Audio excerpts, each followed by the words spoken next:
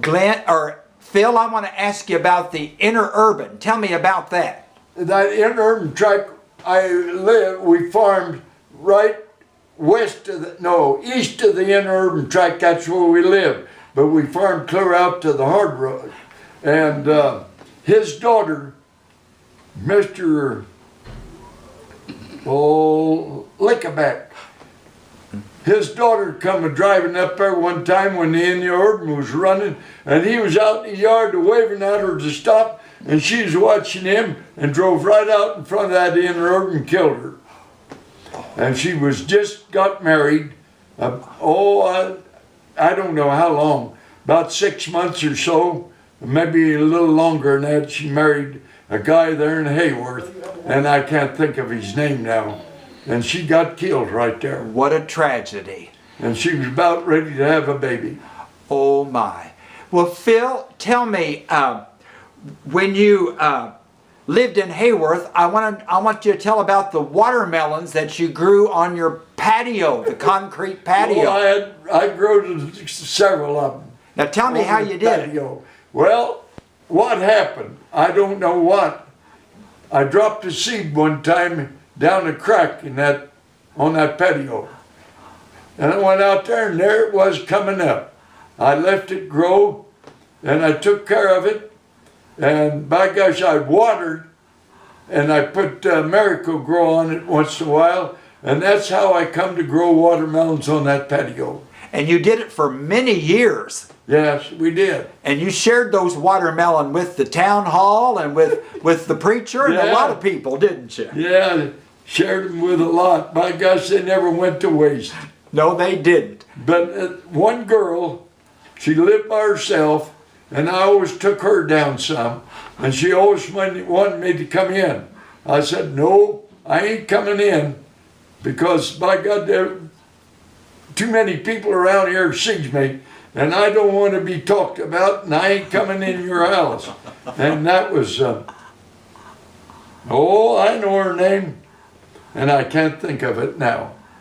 But I never did go in her house. No, But I brought her watermelons, but I'd take them out in the yard, and she'd come out and meet me and take the watermelons. That's interesting, Phil. Let me ask you something else. Barb Styling. Oh, Barb Styling. Yeah, yes. That was her. That was the one I took some watermelon down. And she asked me many times to come in, but I never would go in. No. Because I just didn't want people to talk about it. Yes. Phil, do you remember a blacksmith or a livery shop in Heyworth? Yes, I do. Tell me about that. Tom Gray. Yes. He was a pretty good blacksmith, too. And where was his shop at? Do you know? Yeah, I know where it was at, but it was north of the store. Yes. And down there, and then you went north a block, and then you went east a little ways. On Newton It was Street. right there in the middle of that block, on the north side of the street. Yes, yes. And Phil, didn't they used to store coal down there someplace? Huh? Do you remember, didn't they store coal there on that big lot? Yep. I remember when that was And people tore down, too. And I did know the guy that run that for a while, but I forgot his name. Do you remember Laddie Wiseman? Oh yeah. He come out and worked our house over, and he's the one that put all of our waterworks and our bathrooms and stuff in, and then right after that's when he killed himself. Yes. Do you remember any restaurants in Heyworth? Yeah. Did you ever? Well, there was two of them. Two of them. Yeah. I can't think of their names that owned them. Did you eat? One of them was out there on 136, right at the edge of west of town, and the other one was right uptown. A woman and a man run it. Okay. And I did know them, but I can't tell you their name now. I forgot. Well, what about haircuts? What about way back when you first got married? Where'd you get your hair cut, or did your wife cut your hair? No. No? I had it cut by the name of Dabney. The first time I got my hair cut, it cost me 15 cents for a haircut. And he finally got up to a quarter. And then he got to drinking awful bad. And I went down to see him, and he got raised it up to 50 cents. And I sat down in that chair, and boy, I was scared to death. Boy, he was drunker than... oh, he was drunk. And then he got that razor out, and he shaved my neck. Say, that scared me. Phil, didn't he have the head of some animal there in his barber shop? Yep. What was that? A moose? Big moose. Big moose head. I remember seeing that too. Yeah. A big moose head. Did you ever remember Dr. Wakefield? Oh, yeah. Did you know him?